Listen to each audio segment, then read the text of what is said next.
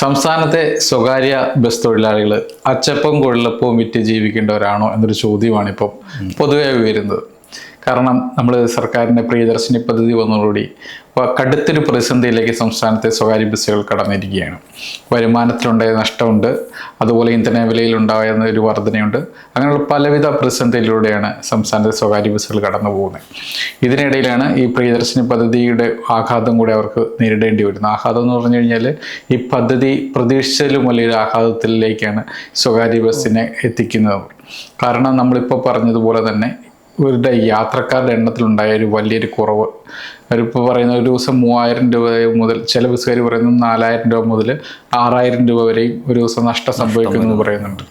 ഭീകരമായ നഷ്ടമാണ്. ഈ നഷ്ടത്തിൻ്റെ ഒരു തിരിച്ചടി അനുഭവിക്കുന്നത് പറഞ്ഞു കഴിഞ്ഞാൽ ബസ്സിലെ തൊഴിലാളികൾ തന്നെയാണ്. അവരുടെ ശമ്പളം വളരെ അധികം വെട്ടിക്കുറച്ചിട്ടുണ്ട്. 1200 രൂപയും 1000 രൂപയൊക്കെ വാങ്ങിക്കൊണ്ടിരുന്ന ശമ്പളം അവർക്ക് ഇപ്പം കിട്ടുന്ന 600 രൂപ 500 രൂപയിലേക്ക് കുറഞ്ഞിട്ടുണ്ട്. അത് സ്വാഭാവികമായിട്ടും കാരണം എന്താണെന്ന് വെച്ച് കഴിഞ്ഞാൽ ടിക്കറ്റ് വരുമാനത്തിലുണ്ടായ ശക്തമായ കുറവാണ്.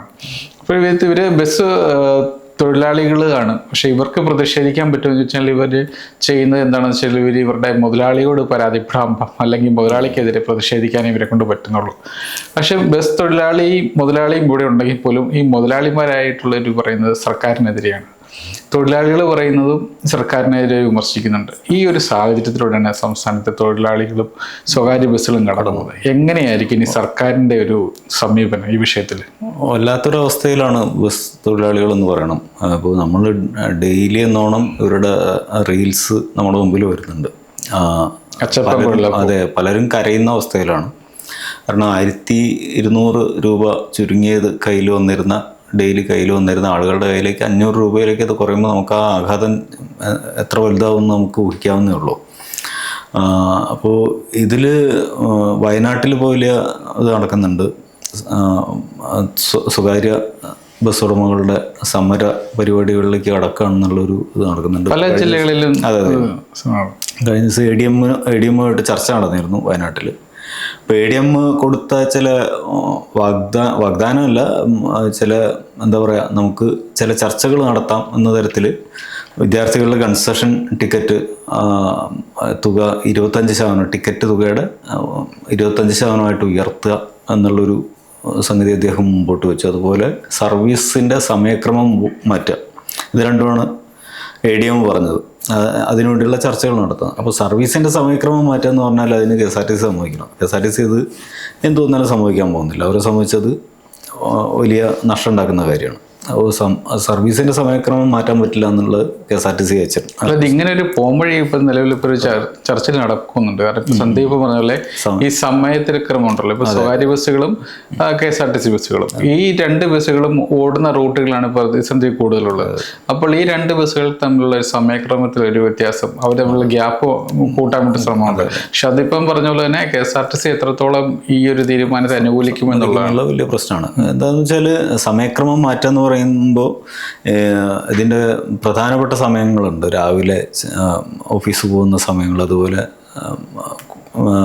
ജോലിക്ക് ആളുകൾ ഇറങ്ങുന്ന സമയത്ത്, ഈ സമയത്തൊക്കെ സ്വകാര്യ ബസ്സുകൾക്ക് കൂടുതൽ പ്രയോറിറ്റി കൊടുക്കുന്ന സമയം കൊടുക്കുക എന്നുള്ള തരത്തിൽ ആണ് ഇതിൻ്റെ ഒരു ഡിസൈൻ വരേണ്ട. അത് എങ്ങനെ പോയാലും അത് KSRTCയെ സംബന്ധിച്ച് വലിയ നഷ്ടമായിരിക്കും. ഇപ്പോൾ KSRTCക്ക് ഇത് ലാഭകരമായൊരു പരിപാടിയാണ്. കാരണം ആളുകൾ ധാരാളം കയറുന്നുണ്ട്. ആ പൈസ സർക്കാർ റീഎംബേഴ്സ് ചെയ്യും. അത് മുമ്പത്തേക്കാളധികം ടിക്കറ്റ് വരുമാനം ഉണ്ടാക്കുന്ന ഒരു കാര്യമാണ് സത്യത്തിൽ ഇപ്പോൾ നടന്നിട്ടുള്ള പ്രിയദർശിനിയിലൂടെ വന്നിട്ടുള്ള മാറ്റം. ആ ഗുണം ഇല്ലാണ്ടാക്കുന്ന കാര്യമാണ് ഇവർ സമയക്രമം മാറ്റുന്നതിലൂടെ ആവശ്യപ്പെടുന്നത്. പിന്നെ അതുകൂടാതെ വിദ്യാർത്ഥികളുടെ കൺസെഷൻ ടിക്കറ്റ് അത് കേരളത്തിൽ നടപ്പാവുന്ന കാര്യമേ അല്ല. അവർ എത്ര തന്നെ അതായിട്ടും കാര്യമില്ല. കാരണം അത് KSU സമ്മതിക്കില്ല. ഭരണവർഗ പാർട്ടിയുടെ വിദ്യാർത്ഥി സംഘടന പോലും സമ്മതിക്കില്ല.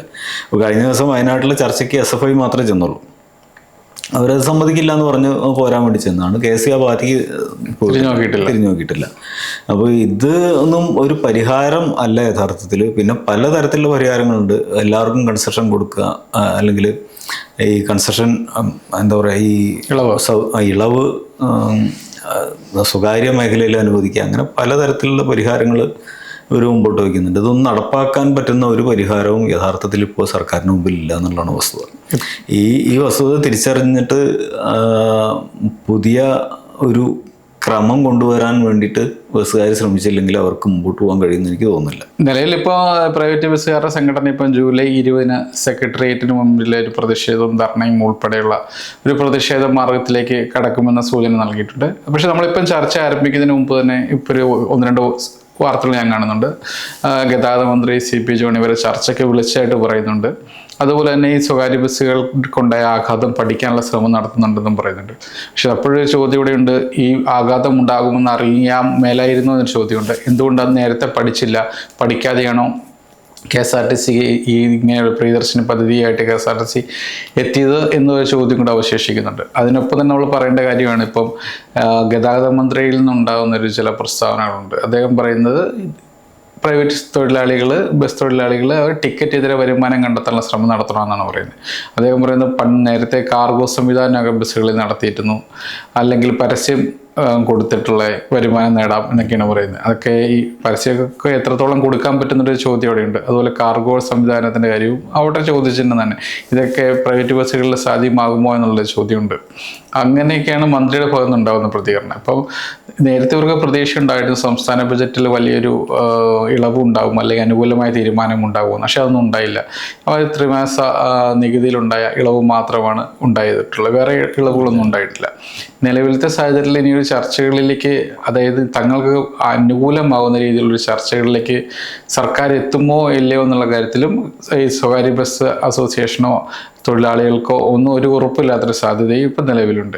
അതിനൊപ്പം തന്നെ നമ്മൾ പറയേണ്ട ഒരു കാര്യം എന്ന് പറഞ്ഞു കഴിഞ്ഞാൽ, ഈ സ്വകാര്യ ബസ് ആണെങ്കിലും KSRTC ആണെങ്കിലും ഒരു നാണയത്തിൻ്റെ 2 വശങ്ങളാണ്. അതായത് പൊതുഗതാഗതത്തിൻ്റെ ആണിക്കൽ തന്നെയാണ് ഇവർ രണ്ടും. അപ്പോൾ നമുക്ക് ഒരു മേഖലയെ തളർത്തിക്കൊണ്ട് മറ്റൊരു മേഖലയെ വളർത്തുന്നത് ഒട്ടും ഗുണകരമാകില്ല.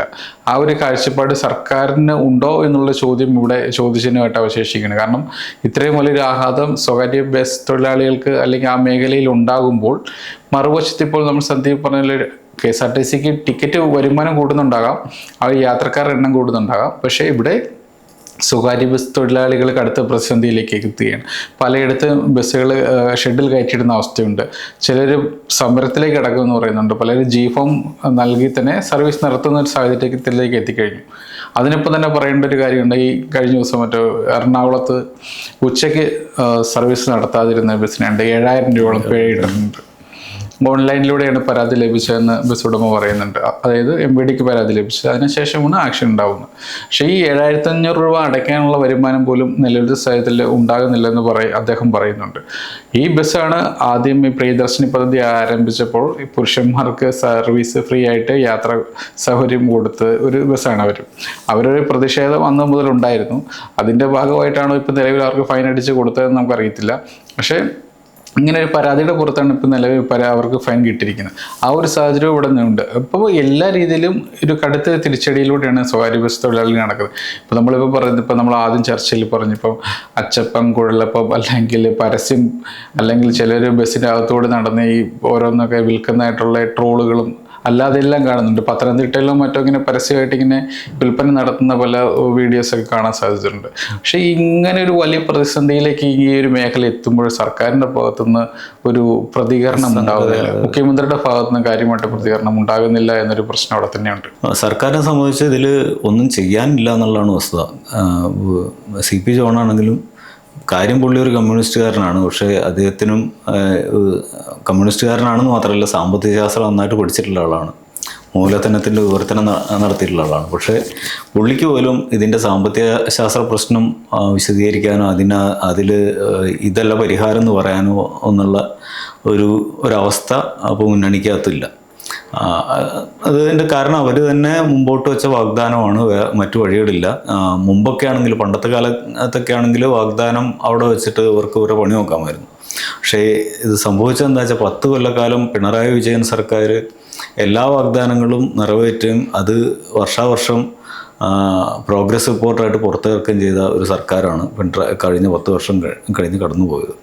അപ്പോൾ ആ സർക്കാരിനോടുള്ള എതിർപ്പല്ല, മറിച്ച് പിണറായി വിജയനോടുണ്ടായ ഒരു പ്രത്യേക വിദ്വേഷമാണ് ഇപ്പോൾ അവർക്കെതിരെ ഉണ്ടായ തിരിച്ചടി എന്നൊക്കെ പല വിലയിരുത്തലുകൾ വരുന്നുണ്ട്. അപ്പോൾ അങ്ങനത്തെ ഒരു സാഹചര്യം കൂടി കണക്കിലെടുക്കുമ്പോൾ ഒരു മികച്ച 10 വർഷത്തെ ഭരണത്തിന് ശേഷം വാഗ്ദാനങ്ങൾ പാലിക്കാത്ത ഒരു സർക്കാർ എന്ന ചീത്തപ്പേരിലോട് കൂടി തുടങ്ങുക പറഞ്ഞത് അത് വലിയൊരു ആഘാതം തന്നെയായിരിക്കും വി ഡി സതീശനെ സംബന്ധിച്ച്, UDF സംബന്ധിച്ച്.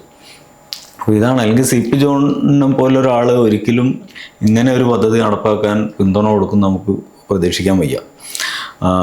ഇതിപ്പോൾ സർവീസുകൾ, അതായത് KSRTC ഇപ്പോൾ ചെയ്തുകൊണ്ടിരിക്കുന്നതാണ്, സർവീസ് കൊടുക്കുകയും അതിന് തിരിച്ച് എന്താ പറയുക, ഒരു സ്വാഭാവികമായിട്ടുള്ള വരുമാനം തിരിച്ച് വാങ്ങുകയും ചെയ്യാതെ ഒരു സർവീസ് കൊടുത്തുകൊണ്ടിരിക്കുകയാണ്. ഇത് വലിയ അബദ്ധമാണ്.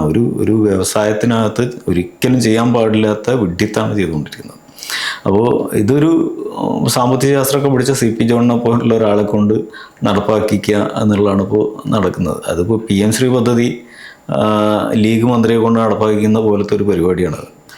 സർക്കാർ ഈ കാര്യത്തിൽ ഒരു നിലപാടിലേക്ക് എത്താതിരുന്നാൽ വലിയ തകർച്ച മേഖലയിൽ, ഈ വ്യവസായ മേഖലയിൽ ഉണ്ടായിരിക്കും. SFI പറയുന്ന ഒരു പരിഹാരം എന്ന് പറയുന്നത് ഈ സ്വകാര്യ മേഖലയിലേക്ക് കൂടി ആളുകൾക്ക് സൗജന്യം കൊടുക്കുന്ന സ്ഥിതി വരണം എന്നാണ്. അറ്റ്ലീസ്റ്റ് ഈ 3000 ബസ്സുകൾ ഓടുന്ന റൂട്ടിലെങ്കിലും ആ തരത്തിൽ സൗജന്യം കൊണ്ടുവരിക എന്നുള്ള ആ തരത്തിലുള്ള പരിഹാരങ്ങൾ തന്നെയുള്ളൂ. കാരണം അല്ലെങ്കിൽ പിന്നെ ഈ പദ്ധതി പിൻവലിക്കാൻ കഴിയണം. അതല്ലെങ്കിൽ പദ്ധതിയുടെ ഒരു ഇത് ക്രമീകരിക്കണം. എല്ലാവർക്കും സൗജന്യം കൊടുക്കുന്ന ആ നടപടിയിൽ നിന്ന് പിൻവാങ്ങണം. പക്ഷേ കോൺഗ്രസിനെ സംബന്ധിച്ച് അവിടെയും പ്രശ്നമുണ്ട്. കാരണം BPLകാർക്ക് മാത്രമായിട്ട് ചുരുക്കുക എന്ന് പറഞ്ഞു കഴിഞ്ഞാൽ CPMന് വോട്ട് ചെയ്തവർക്ക് മാത്രമായിട്ട് പദ്ധതി ചുരുക്കുക എന്നുള്ള തരത്തിൽ വരും എന്നുള്ള അവരൊരു കൺസെപ്റ്റ് അതായിരിക്കും. കോൺഗ്രസിൻ്റെ ഒരു വോട്ട് ബേസ് എന്ന് പറഞ്ഞാൽ നമുക്കറിയാം, ഇപ്പോൾ BPL വോട്ടുകൾ അധികം കിട്ടിയിരിക്കാൻ സാധ്യത കുറവാണ് ഈ കോൺഗ്രസിനെ സംബന്ധിച്ച്. അത് കിട്ടിയിട്ടുള്ളത് കമ്മ്യൂണിസ്റ്റ് പാർട്ടിക്കായിരിക്കും. അപ്പോൾ കുറച്ച് ഇടത്തരക്കാരും ഉയർന്ന ഇടത്തരക്കാരും സമ്പന്നരുമായ ആളുകൾ അവരെ സന്തോഷിപ്പിക്കുന്ന ഒരു പദ്ധതി ആക്കിയിട്ട് ഇത് നിലനിർത്താൻ വേണം. ഇങ്ങനെ ഒരു കൺഫ്യൂഷനകത്ത് കിടക്കുകയാണ് അവർ. ഇത് ശരിക്കും BPLകാർക്ക് കൊടുത്താൽ പ്രശ്നം തീരുന്ന അതേ ഉള്ളൂ. ഇതിലൊന്നും വലിയ പരാതിയൊന്നും ഉയരേണ്ട ആവശ്യം സാധ്യതയില്ല. നാളെ പറഞ്ഞ പോലെ തന്നെ സ്വകാര്യ ബസ് തൊഴിലാളികൾ കടുത്ത പ്രതിസന്ധിയിലാണ്. അവരുടെ ഒരു തൊഴിൽ മേഖലയും പ്രതിസന്ധിയിലേക്ക് നീങ്ങിക്കൊണ്ടിരിക്കുകയാണ്. ഇപ്പം മന്ത്രി ചർച്ചയ്ക്ക് വിളിച്ചിട്ടുണ്ടെന്നുള്ള റിപ്പോർട്ടുകൾ വരുന്നുണ്ട്. കാരണം ജൂലൈ 20 മുതൽ അവർ സെക്രട്ടേറിയറ്റിൽ പ്രതിഷേധവുമായിട്ട് എത്തുന്ന ഒരു സാഹചര്യത്തിലേക്ക് എത്തിക്കുകയാണ്. ഈ ഒരു ചുരുങ്ങിയ ദിവസത്തിനുള്ളിൽ ഇവരുമായിട്ട് എത്രത്തോളം ചർച്ച നടത്താൻ പറ്റും, എത്രത്തോളം പ്രശ്നം രമ്യതയിൽ എത്തിക്കാൻ പറ്റും, എന്തെങ്കിലും വിട്ടുവീഴ്ചകൾ അല്ലെങ്കിൽ എന്തെങ്കിലും സഹായം ചെയ്യാൻ പറ്റുമോ എന്നുള്ള കാര്യങ്ങളൊക്കെയാണ് ഇനി അറിയാനുള്ളത്. അതല്ലാതെ മറിച്ചൊരു കാര്യം സർക്കാർ ചെയ്യുമെന്നുള്ള പ്രതീക്ഷിക്കേണ്ടതില്ല. അതിൽ കൂടുതലൊന്നും ചിലപ്പോൾ ബസ് തൊഴിലാളികളും ആ ഉടമകളും പ്രതീക്ഷിക്കുന്നുമില്ല. ഇനിയുള്ള ദിവസങ്ങളിൽ ഇവരെ സംബന്ധിച്ച് വളരെ നിർണായകം തന്നെയാണ്.